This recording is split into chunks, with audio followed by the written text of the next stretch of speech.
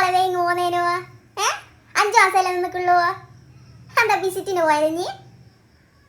Visit 3 മാസം നിന്നൂടൂല്ലേ? ഇങ്ങനത്തെ വേങ്ങ പോന്നാളെ എനിക്ക് കുറച്ച് ആടലങ്ങ് നിന്നൂടേനാ? പാട് വാങ്ങി പോന്നേ.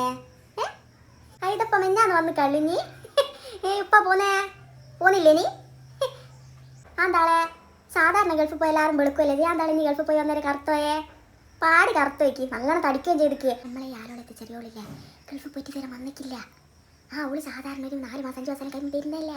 ഇതിപ്പോൾ ഒരു കൊല്ലം കഴിഞ്ഞില്ലേ അതോള് വരാത്തേ? കടന്തോ കുഴപ്പത്തില്ല ടൈപ്പ് വയ്ക്കുന്നു, അതാ വരാത്ത. നാട്ടിൽ വരും. ഇപ്പം നാട്ടിലെന്തോ കുഴപ്പമുണ്ടോളി? നാട്ടിൽ വരാൻ പറ്റൂലേ ഓക്ക്? എന്താളി എന്തോ കുഴപ്പമുണ്ട്, അല്ലാണ്ട് ഓള് വരാണ്ടിരിക്കുക. 1.5 കൊല്ലം ഇങ്ങനെ ഗൾഫിൽ കുത്തിരിക്കാരെങ്കിലും ഇല്ലേ?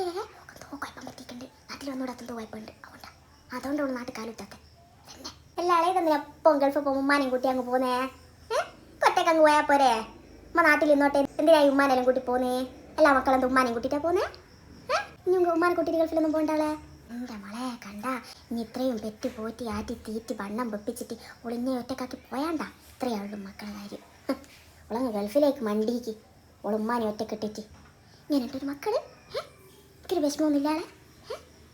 അമ്മമാരോട് ഒരു സ്നേഹമുള്ള മക്കളും ഇങ്ങനെ ചെയ്യുമല്ലോ. ഒറ്റക്കെട്ടിട്ടുണ്ട് ഇങ്ങനെ ഒരു പോക്ക്. അവൻ ഗൾഫിലല്ലോ, അത് ഞാൻ അങ്ങ് കൂട്ടിയാലെന്തോക്ക്? അങ്ങനെയല്ല നല്ല മക്കൾ, വീരയുടെ മക്കൾ അങ്ങനെയാ വേണ്ടത്. ഗൾഫിലെല്ലാം പോകുന്നതിന് ഉമ്മാനെ അങ്ങ് വലിച്ച് തെറിച്ച് കൊണ്ടുപോകണം. അല്ലാതെ മക്കൾക്ക് ബിരിയേ ഉണ്ടാവില്ല. ആന്താളെ ഇനി തിരിച്ചു പോകുന്നില്ലേ? ഇനി നാട്ടിലുണ്ടേനാ? ഇതപ്പാളെ ഇനി വന്നേ? മെഞ്ഞാന്നാ?